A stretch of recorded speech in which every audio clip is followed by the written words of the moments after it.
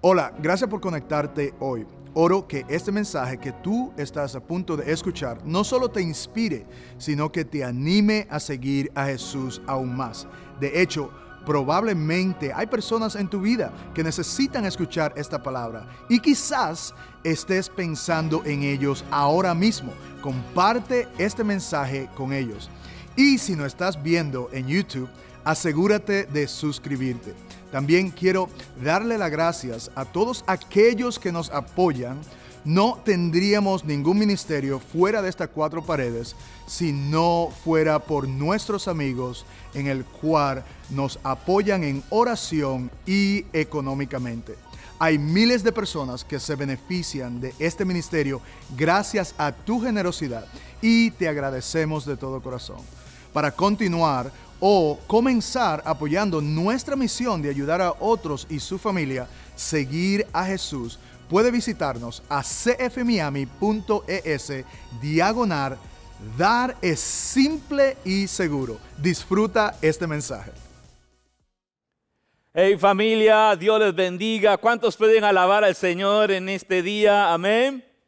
Dale un fuerte aplauso a nuestro Dios que vive y reina para siempre. Qué bueno estar aquí una vez más. Yo soy el pastor Cristian Gómez y sirvo como pastor de enseñanza aquí en Cry Fellowship Español. Quiero darte la más cordial bienvenida si estás aquí por primera vez o nos estás viendo por las redes sociales o por el internet. Hoy estamos cerrando nuestra serie, Los 12 discípulos del Señor. Y hoy vamos a hablar acerca de el traidor más famoso de la Biblia. Sí, vamos a hablar acerca de Judas. He titulado a este mensaje, Judas, tan cerca de Jesús, pero tan lejos de Cristo. Nos vamos a ubicar en Juan capítulo 6, versículos 68 al 71. Mira lo que dice la palabra del Señor. Simón Pedro le respondió: Señor, ¿a quién iremos? Tú tienes palabras de vida eterna, y nosotros hemos creído y sabemos que tú eres el Santo de Dios. Jesús le respondió: ¿No los escogí yo a ustedes, los 12, y sin embargo uno de ustedes es un diablo? Él se refería a Judas, hijo de Simón Iscariote, porque uno de los 12, lo iba a entregar. Que el Señor bendiga su palabra. Pueden tomar sus asientos si estás en uno de nuestros campus aquí en Miami. Hace algunos años entrevistaron a un hombre que era experto en detectar billetes falsos. Alguien se acercó y le preguntó a este hombre que cuántos billetes falsos él estudiaba al año para tener y haberse hecho un experto en esto. La respuesta que él dio fue, pues casi que ninguno. La persona quedó sorprendida y entonces volvió a preguntarle: entonces, ¿cómo puede usted reconocer un billete falso tan rápido? La respuesta del experto fue: porque paso miles de horas estudiando a los verdaderos. Conozco cada detalle de los billetes auténticos. Así que cuando aparece uno falso, puedo notar que algo no anda bien. Puedo notar que algo no encaja en ese billete. No necesito memorizar todas las falsificaciones. Solo necesito conocer al verdadero. En la vida cristiana ocurre exactamente lo mismo. No todas las personas que parecen discípulos del Señor realmente lo son. Algunos hablan como cristianos, sirven como cristianos, caminan entre cristianos, pero nunca pertenecieron verdaderamente a Cristo. Y el ejemplo más impactante que encontramos en toda la Biblia no está fuera del grupo de los 12 discípulos del Señor. está sentado en la misma mesa de Jesús. Su nombre era Judas Iscariote. El objetivo de este sermón no es que comiences entonces a sospechar de todo el mundo, sino que más bien puedas aprender cómo identificar una fe genuina y verdadera en Cristo. Y de eso se trata nuestra idea principal de hoy, la cual es: la fe verdadera se evidencia por un arrepentimiento genuino y una perseverancia constante. Vamos, quiero repetirlo porque es importante que recuerdes esto. La fe verdadera se evidencia por un arrepentimiento genuino y una perseverancia constante. Hoy no estudiaremos simplemente la historia del traidor más famoso de la Biblia. Estudiaremos una pregunta aún mucho más importante que eso. ¿Qué diferencia a un discípulo verdadero de uno que solo parece serlo? Eso es lo que vamos a responder hoy a través de la vida de Judas. Y tengo 3 puntos para ustedes. Y vamos a iniciar con el punto número 1. Por favor, escribe si estás tomando nota. Judas demuestra que no toda cercanía a Jesús significa conversión. Judas nos enseña que no toda cercanía con Jesús significa conversión. Mira lo que dice Lucas capítulo 6, versículo 12 al 16.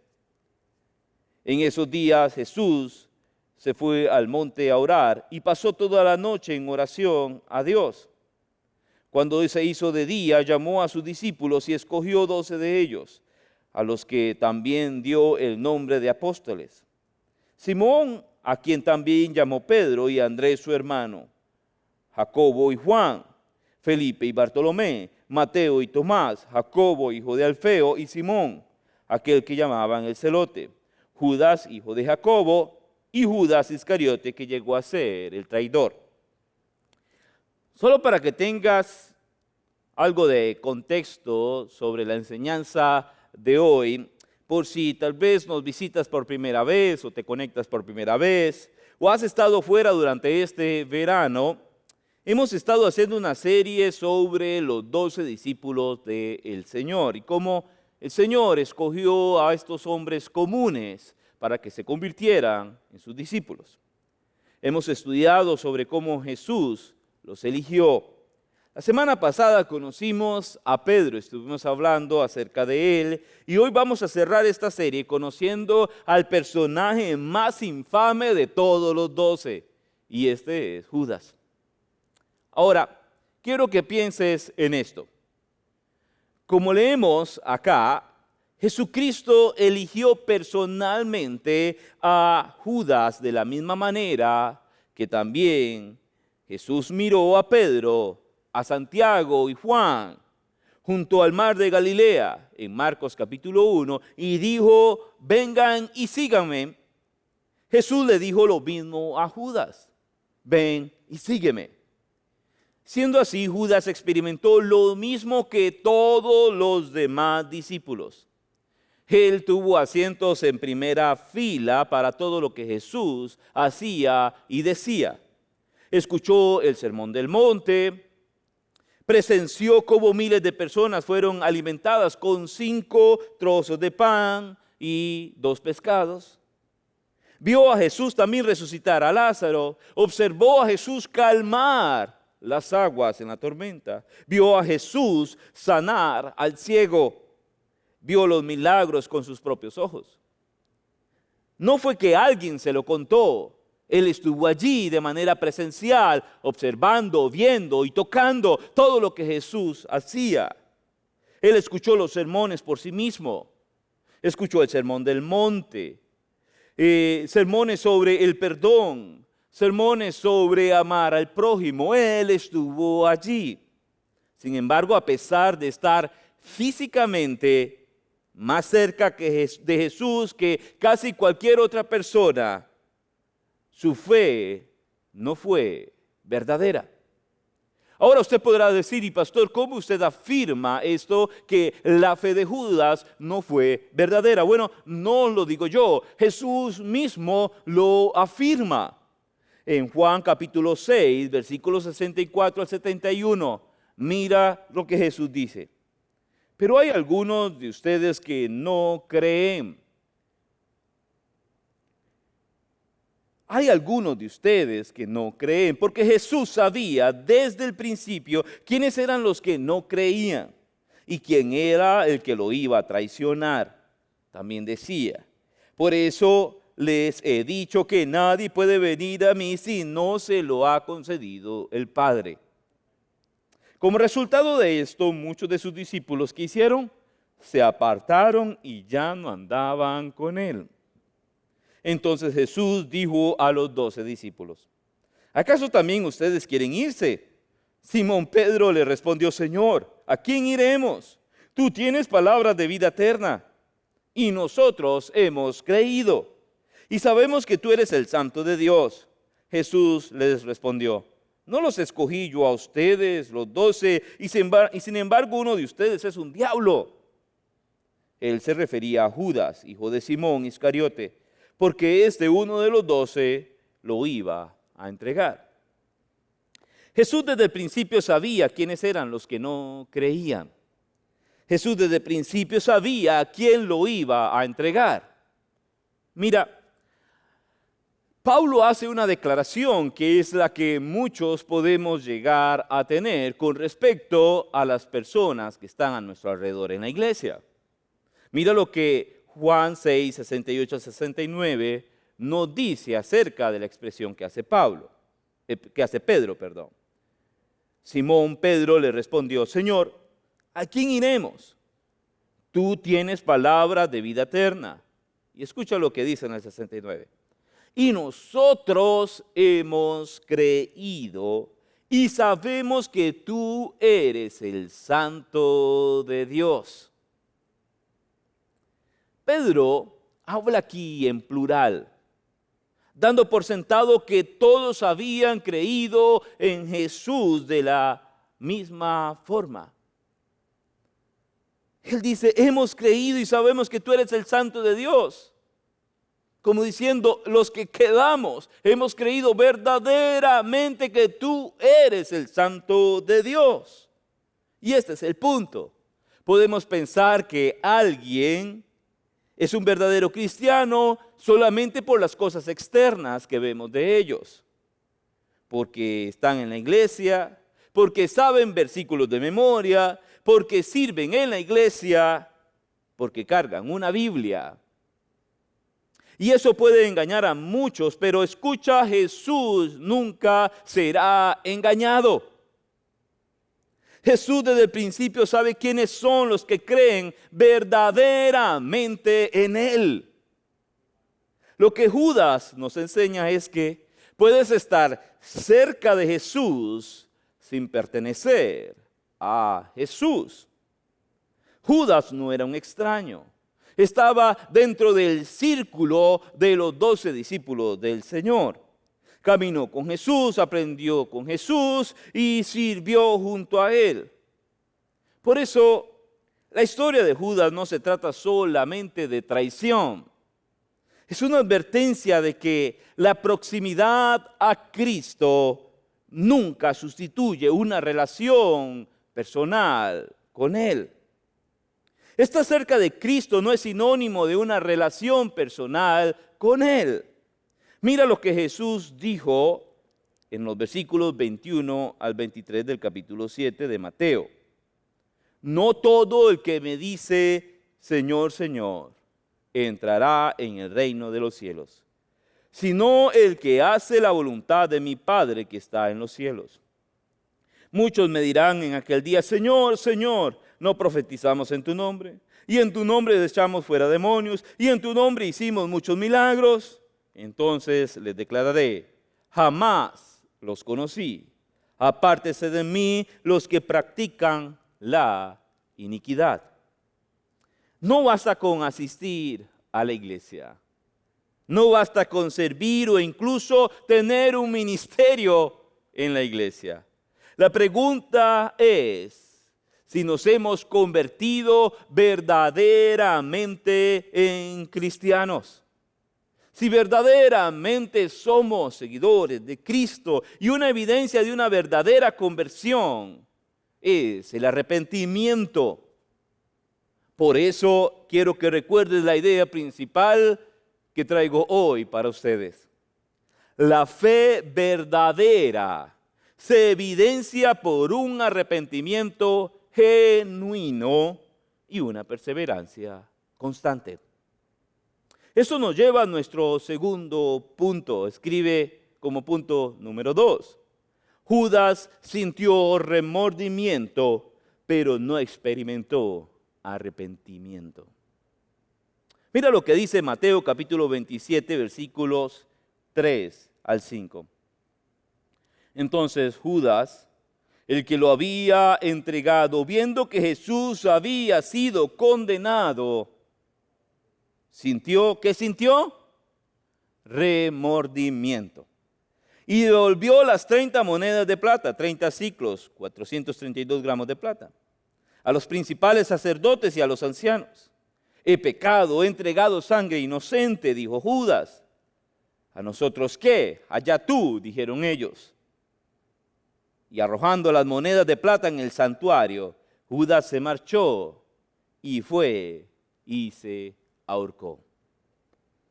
Mateo dice que Judas, al ver que Jesús había sido condenado, sintió remordimiento, no arrepentimiento. Ahora es interesante porque en versiones anteriores, en versiones antiguas, vamos a encontrar que dice que Judas fue arrepentido y tiró las monedas. Pero esta palabra es cambiada en las nuevas versiones, porque se comenzó a estudiar de que en el griego la palabra que se utiliza aquí para Judas no es la misma palabra de arrepentimiento que se utiliza en otras ocasiones, sino que hay diferencias. Y es de allí donde entonces la palabra ahora en las nuevas versiones aparece como sintió un remordimiento y tiró las monedas.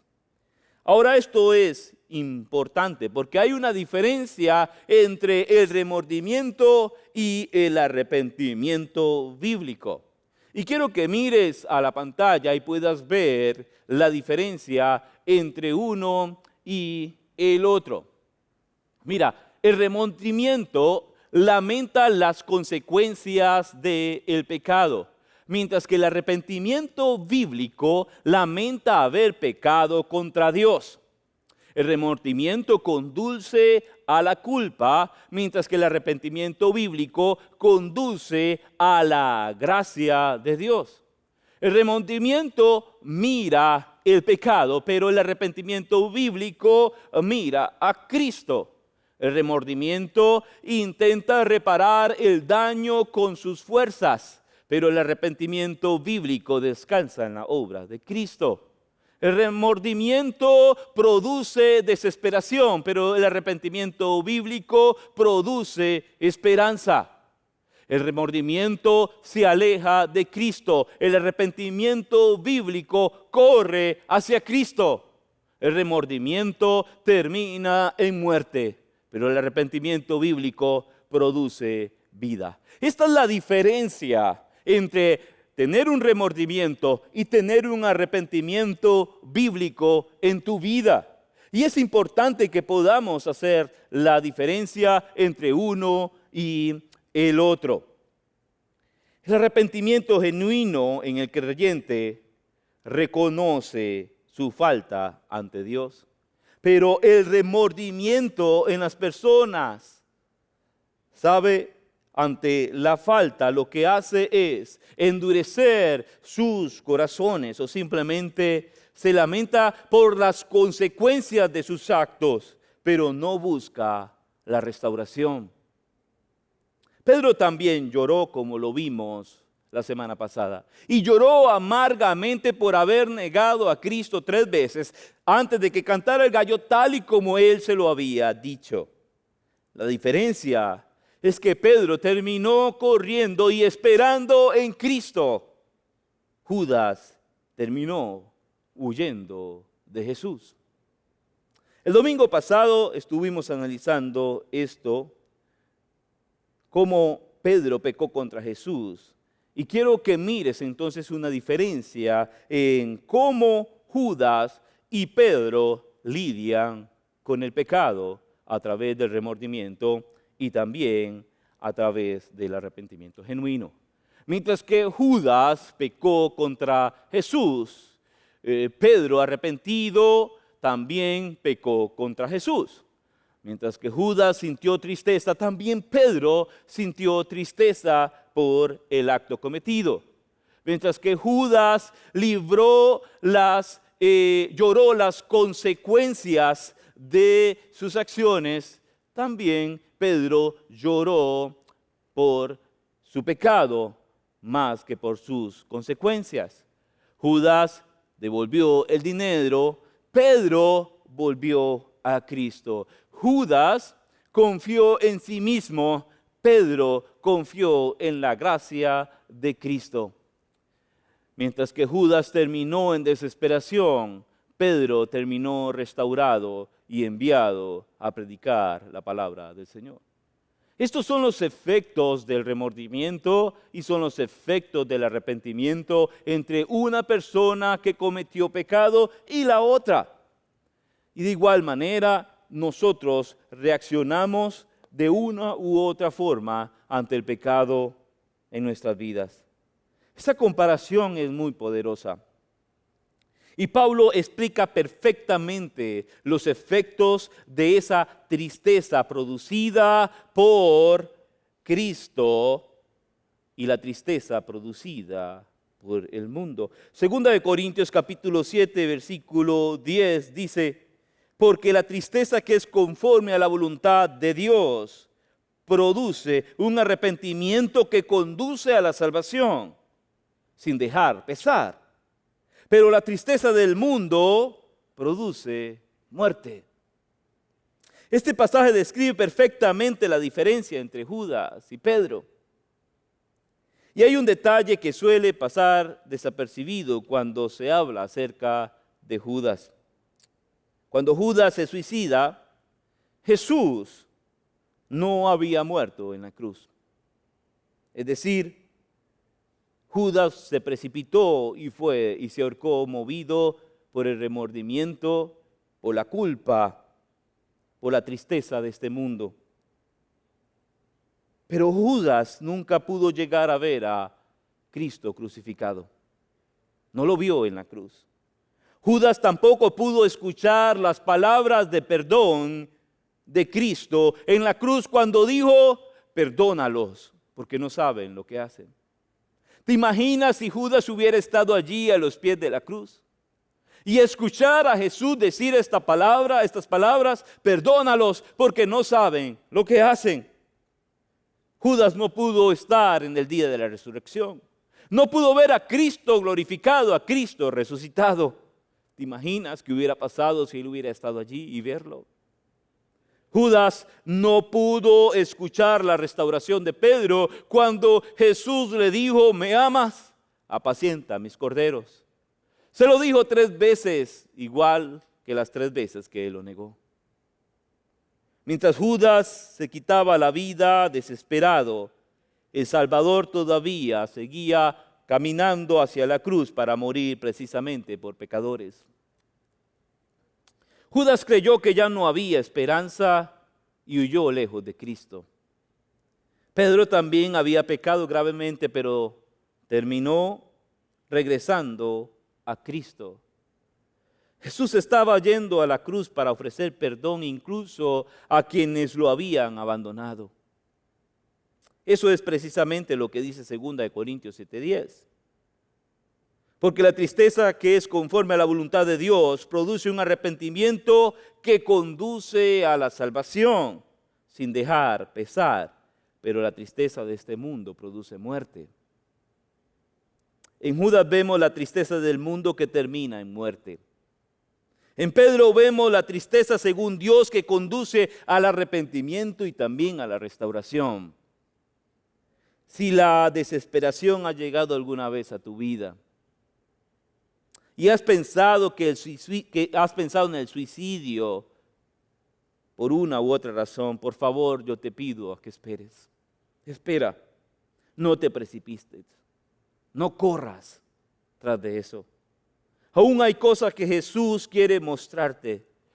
Corre a Cristo, corre al arrepentimiento, corre a Jesús, que aún hay cosas que Jesús quiere enseñarte. ¿Qué hubiese pasado si Judas no se hubiese precipitado y en vez de correr a la horca, hubiera corrido a Cristo crucificado? Y escuchar las palabras de Él en la cruz decir, perdónalos, porque no saben lo que hacen. Ver a Cristo resucitado o escuchar a Cristo poder restaurar a su hermano Pedro. Esto le hubiera dado tanta esperanza a Judas. Recuerda la idea principal de hoy. La fe verdadera se evidencia por un arrepentimiento genuino y una perseverancia constante. Ahora vamos a nuestro tercer punto. Judas confirma la doctrina de la perseverancia.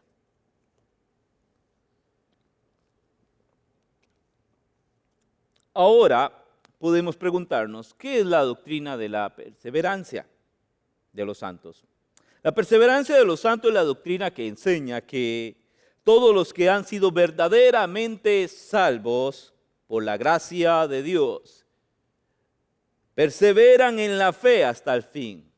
No porque ellos sean muy fuertes, sino porque Dios los sostiene con su poder y su gracia.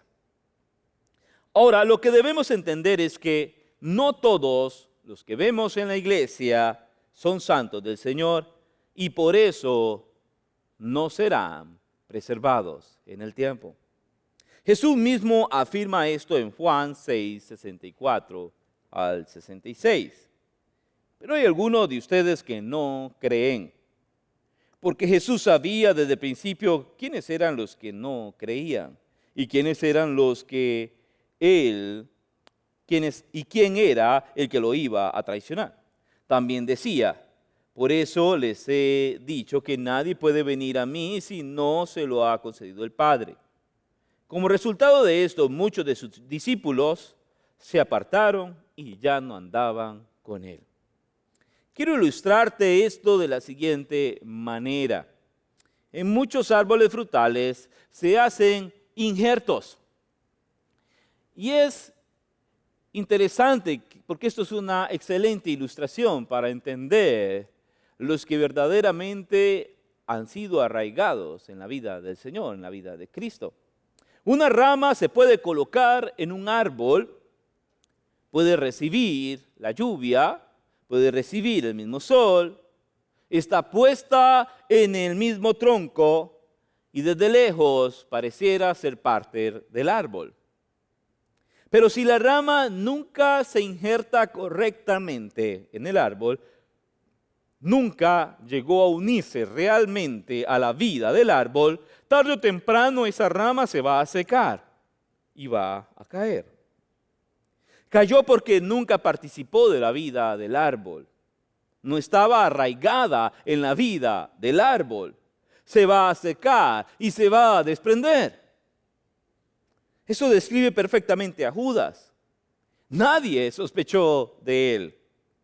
Él predicó, sirvió, viajó con Jesús, compartió la mesa con Jesús. Pero cuando llegó el momento decisivo, quedó al descubierto que había estado cerca de Jesús sin pertenecer realmente a él. La rama no se despegó del árbol, más bien nunca estuvo verdaderamente unida al árbol. Podemos preguntar, pastor, ¿entonces Judas perdió la salvación? La Escritura nunca dice eso. No lo afirma.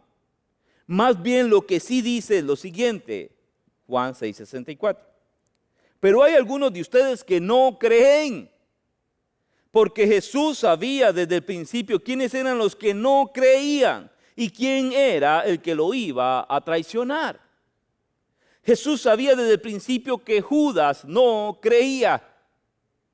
No creía verdaderamente en él como el Hijo de Dios.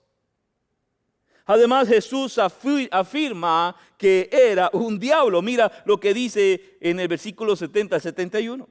Jesús le respondió: no los escogí yo a ustedes, los 12, y sin embargo uno de ustedes es un diablo. Él se refería a Judas. Cuando le llama a diablo, no es que él era el diablo, sino lo que está diciendo es que es un mentiroso, un engañador, un acusador. Incluso Jesús no solamente lo llama diablo, sino que también le dice hijo de perdición. En Juan capítulo 17, versículo 12, Jesús dijo: cuando yo estaba con ellos, los guardaba en tu nombre, el nombre que me diste, y los guardé, y ninguno se perdió, excepto el hijo de perdición. Jesús mientras oraba por sus discípulos. Esto pone en evidencia que Judas nunca fue un hijo de Dios, sino más bien un hijo de perdición. Entonces, aquellos que verdaderamente eran de Cristo, Él dice que a esos los guardó y ninguno de ellos se perdió, excepto aquel que no fue hijo de Dios, sino hijo de perdición. Juan explica este principio en su primera carta, en el capítulo 2, versículo 19.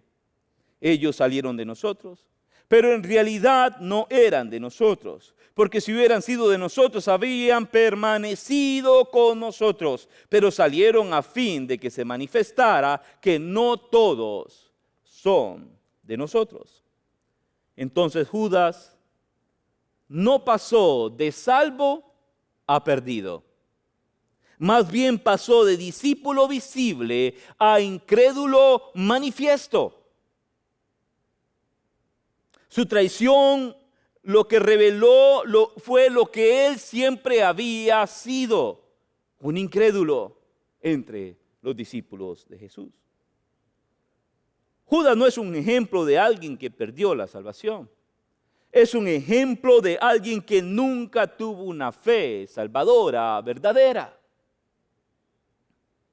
La misma Biblia que nos advierte contra una fe falsa, escucha, también promete que Cristo guardará a todos los que el Padre les ha dado, así como Jesús lo afirma: ninguno de aquellos que me diste se perdió, excepto el hijo de perdición. Y en Juan capítulo 10, versículo 27 al 29, mira qué hermoso pasaje. Mis ovejas oyen mi voz. Yo las conozco y me siguen. Yo les doy vida eterna. Y dice, ¿qué dice? Y jamás perecerán. ¿Cuándo? Jamás perecerán. Y nadie las arrebatará de mi mano. Mi Padre que me las dio es mayor que ¿quién? Que todos. Y nadie las puede arrebatar de la mano del Padre. ¡Qué maravilloso pasaje! Mira la seguridad que tenemos en Cristo cuando nuestra fe es verdadera en Él. Él dice que nadie las arrebatará de su mano y que Él es mayor que cualquiera, mayor que todos, que sus ovejas jamás van a perecer, jamás serán arrebatadas. ¿Quién podrá arrebatarle algo al Creador de los cielos y la tierra? ¿Quién podrá arrebatarle algo al Dios que creó el cosmos? ¿Quién podrá arrebatarle algo a aquel que es mayor que todo y que todos? Escucha, nadie podrá arrebatarle, ni lo alto ni lo profundo, nada, ni ángeles ni principados, nada nos podrá separar del amor de Dios. ¿Cuántos alaban al Señor por eso? ¡Qué seguridad maravillosa tenemos aquellos que hemos creído verdaderamente en Jesús como nuestro Señor y Salvador! Escucha, es posible estar muy cerca de las cosas de Dios sin pertenecer realmente a Cristo. Pero el centro del Evangelio sigue siendo que quienes verdaderamente son de Cristo perseveran hasta el fin. No por sus propias fuerzas, sino porque el Señor los sostiene en su gracia y en su misericordia, porque le pertenecemos. Es por eso que nuestra fe y nuestro arrepentimiento deben de ser verdaderos. No corras tras tu frustración de manera desesperada. Corre a Jesús en arrepentimiento. Y ese arrepentimiento no es solamente un sentimiento. Ese arrepentimiento se evidencia por acción, por nuestras acciones, por nuestros actos. Esto fue lo que los verdaderos discípulos de Jesús predicaron después de la resurrección. En Hechos capítulo 26, versículo 20, dice, sino que anunciaban primeramente a los que estaban en Damasco y también en Jerusalén, y después por toda la región de Judea, y aún a los gentiles que debían arrepentirse y volverse a Dios, haciendo obras ¿qué? Dignas de arrepentimiento. Solo tristeza sin evidencia de cambio no es arrepentimiento. Somos responsables de cambiar nuestra conducta pecaminosa con las herramientas que Dios nos ha dado, con su palabra, la oración, la comunión con la iglesia. Judas y Pedro pecaron gravemente, pero sus caminos fueron distintos. Judas terminó en desesperación. Pedro fue restaurado por Cristo y usado poderosamente para predicar el evangelio.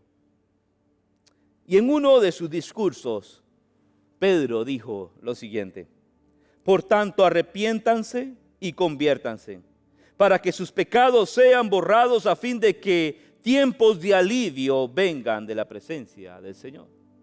Y ese es el mismo mensaje para ti hoy.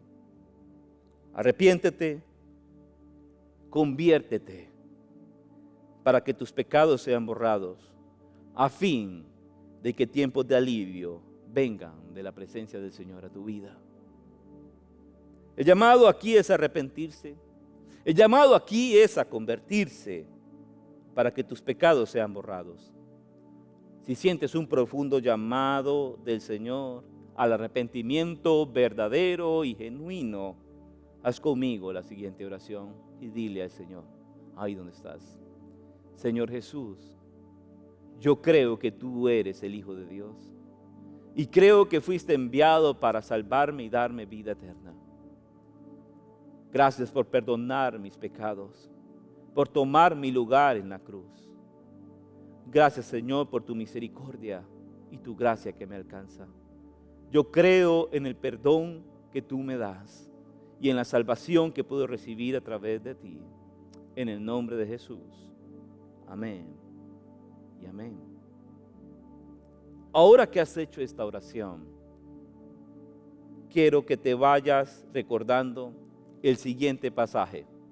Es corto, incluso lo puedes aprender de memoria. Mateo 24:13. Pero el que persevere hasta el fin, este será salvo. Pero el que persevere hasta el fin, este será salvo. El que verdaderamente ha nacido de nuevo, perseverará hasta la muerte. Dios lo va a preservar a lo largo del tiempo. No por tu fuerza te levantas cuando caes, sino es la misericordia y la gracia de Dios que te sostiene, que te levanta porque eres uno de los suyos. Recuerda la idea principal de hoy. La fe verdadera se evidencia por un arrepentimiento genuino y una perseverancia constante. Iglesia, que el Señor te bendiga. Nos vemos la próxima semana para empezar una nueva serie y seguir creciendo en el Señor.